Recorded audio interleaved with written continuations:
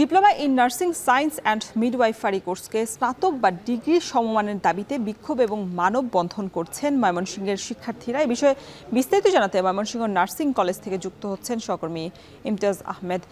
ইমতিয়াজ, দাবি আদায়ে শিক্ষার্থীরা কি বলছেন আর নতুন কোনো কর্মসূচি দিয়েছে কিনা তারা?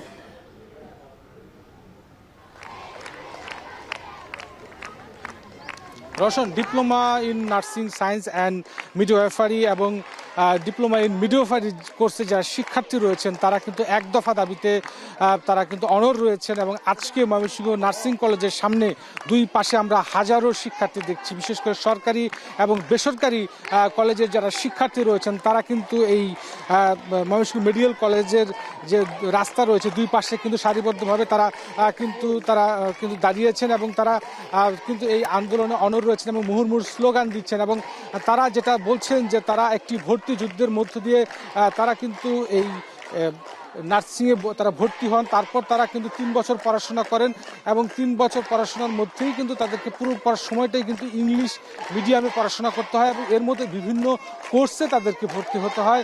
সেই সাথে তারা 3 বছর পড়াশোনার শেষের পর তারা 6 মাস ইন্টার্ন করেন এবং ইন্টার্নের পরে কিন্তু তাদেরকে আসলে সরকারি চাকরিতে প্রবেশ করতে হয় এবং তারপর যদি কেউ চায় যে বিএসসি করার জন্য সেই সুযোগ পান এবং মাস্টার্স করার সুযোগ পান। তারা বলছেন যে তাদের সাথে দীর্ঘদিন ধরে একটি বৈষম্য করে আসা হচ্ছে এবং এই বৈষম্যের কারণে তারা এত পড়াশোনা করার পরেও তাদেরকে এইচএসসির সমমানে করে রাখা হয়েছে, যেটি তারা আসলে মানতে নারাজ এবং যার জন্য কিন্তু তারা এই দাবিটি তুলেছেন যে তাদের জন্য ডিগ্রি সমমান মর্যাদা দেওয়া হয়। এবং যেহেতু বাংলাদেশের বৃহৎ একটি স্বাস্থ্যসেবার সঙ্গে এই মানুষগুলো জড়িত, তারা তাদের প্রাপ্য সম্মানটি চাচ্ছেন বলে আমাদেরকে জানিয়েছেন। এবং পাশাপাশি গতকালকে ঢাকায় যে শিক্ষার্থীদের উপর হামলার ঘটনা ঘটেছে তারও তীব্র নিন্দা জানিয়েছেন এখানকার শিক্ষার্থীরা। এবং তারা এখানে কিন্তু ময়মনসিংহ নার্সিং কলেজ সহ ময়মনসিংহের যে বেসরকারি নার্সিং কলেজগুলো রয়েছে সেই শিক্ষার্থীরা রয়েছে। আমরা দেখতে পাচ্ছি যে দাবিতে তারা কিন্তু উত্তাল পুরো ক্যাম্পাস এবং বিভিন্ন মিছিল, ব্যানার, ফেস্টুনে কিন্তু তারা এই প্রতিবাদটি জানাচ্ছেন। এবং তারা যে এই আন্দোলন চলাকালীন সময় তাদের সকল ধরনের যে শিক্ষা কার্যক্রম, বিশেষ করে ক্লাস এবং ক্লাস পরীক্ষাগুলো তারা কিন্তু বর্জন করেছেন এবং তারা চাচ্ছেন যে সরকার দ্রুত সময়ের মধ্যে আজকের মধ্যে যদি তাদের দাবি আদায় না হয়